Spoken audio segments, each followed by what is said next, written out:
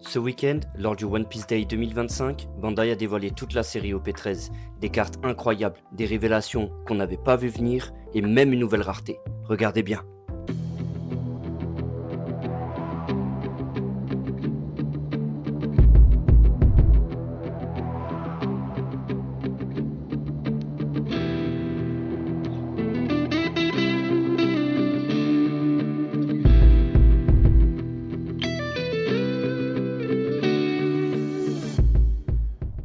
Et on commence directement avec les alternatives et Bandai a mis le paquet sur ces petites AA, elles sont tout simplement sublimes. Lilith, vraiment sympa, on a une S-Snake toute mignonne, toute en couleur, et puis ce Roger, une illustration vraiment badass, sûrement une des alternatives les plus marquantes de la série. On retrouve aussi Stussy, avec une patte artistique qui nous rappelle directement le style de la Tashigi d'OP12, que je vous affiche tout de suite à l'écran. Certainement dessiné par le même illustrateur, j'aime beaucoup ce style de carte qui ajoute une touche particulière dans le TCG One Piece. Forcément, on retrouve les trois frères enfants, thématique principale de la série, avec ce Garp, jeune, déjà monstrueux, ça va très certainement ravir les fans de Garp. Et pour finir, on retrouve le Gorosei, une carte bien sombre, avec les 5 doyens qui d'ailleurs vont avoir une importance capitale dans la série, vous le verrez par la suite. On termine les alternatives avec ces 4 dernières cartes. Yamato, très coloré, illustrant un moment marquant du manga, peut-être l'une des cartes qui plaira le plus. Une barbe blanche en pleine action, nous démontrant encore une fois toute la force et la puissance de Newgate. Uta, la chanteuse, toujours très pétillante et expressive. Et Shanks, dans un visuel très tranchant qui illustre toute l'intensité de son haki. Nous avons donc au total 14 alternatives sur OP13, ce qui est très légèrement moins qu'à l'accoutumée, mais très certainement dû à ce qui nous attend ensuite, car comme vous allez le voir, la série est très chargée. On passe maintenant aux cartes secrètes et secrètes alternatives de la série, avec un trio qu'on ne présente plus, Luffy, Ace et Sabo. En version secrète classique, les visuels sont super travaillés, chacun capturé en pleine attaque, avec ce pattern doré caractéristique des cartes secrètes. Et puis les versions secrètes alternatives, un style complètement différent où l'on retrouve les frères dans une posture statique avec le symbole de leur équipage dans le coin de la carte. Un style qui nous rappelle directement la carte de Goldie Roger d'OP09 où le rendu est identique, ce qui nous laisse penser que réunir ces 3 cartes et la Goldie Roger formera le combo parfait à mettre en avant dans nos classeurs. Passons maintenant au leader parallèle d'OP13. Ces cartes ont fait couler beaucoup d'encre lors de leur révélation. Le trio des frères étant un reprint d'illustrations déjà vues dans le TCG, ce qui pour certains a été perçu comme un travail bâclé de la part de l'équipe de Bandai. Nul, Germain. Nul, sale nul. Pareil pour la révélation d'Imu, personnage ultra mystérieux dont le design n'a pas encore été totalement dévoilé dans le manga. Cela a créé beaucoup de questionnements sur l'illustration qui allait nous être présentée sur cette leader. Personnellement, je la trouve incroyable. Et lors du One Piece Day, à la révélation de cette carte, il a été montré qu'elle pourrait être l'une des leaders les plus puissantes en jeu que l'on ait eu jusqu'ici.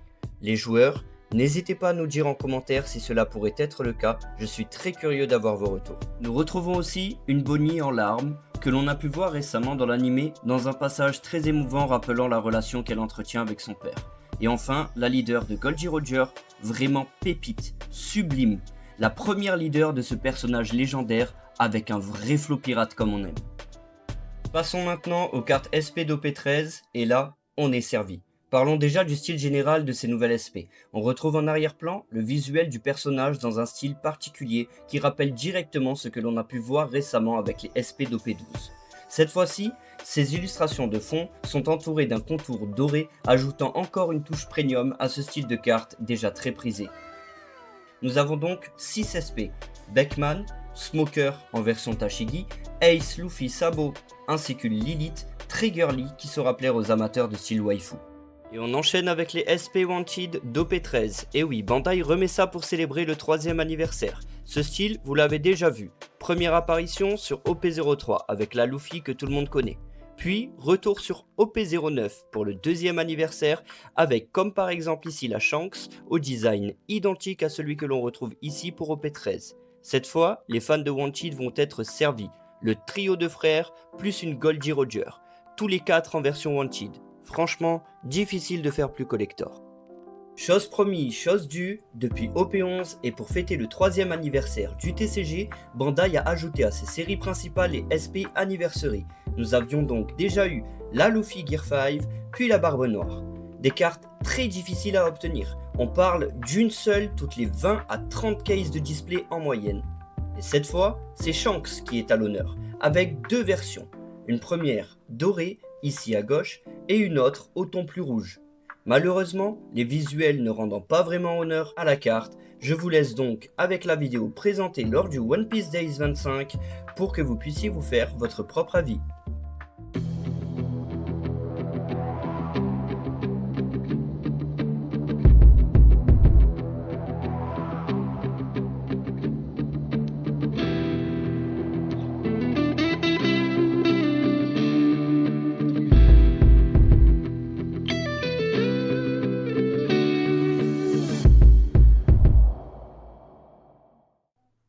Honnêtement, quand j'ai vu ça, j'étais à la fois choqué et dans l'incompréhension. Ce n'est que un peu plus tard que j'ai vraiment compris. Nous avons donc 6 cartes manga rares. 3 qui sont des cartes classiques et 3 mangas rares en version super parallèle rouge. Elles représentent les 3 frères, Luffy, Ace et Sabo. Et il y a fort à parier que ces cartes vont être parmi les plus recherchées et les plus coûteuses de la série, surtout les versions parallèles. Même pas le temps de digérer la dinguerie qu'on vient de voir à l'écran que Bandai enchaîne.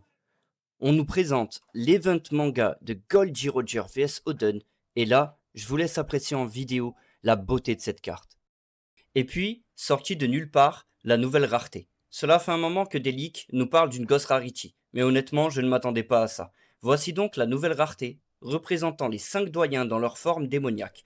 L'illustrateur Akutami, le créateur de Jujutsu Kaisen en personne.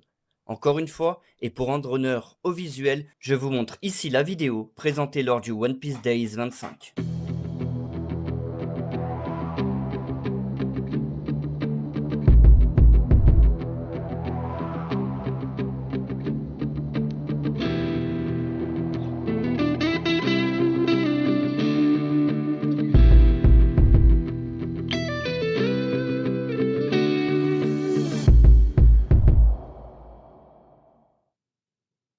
On arrive à la fin de cette vidéo avec une dernière actu.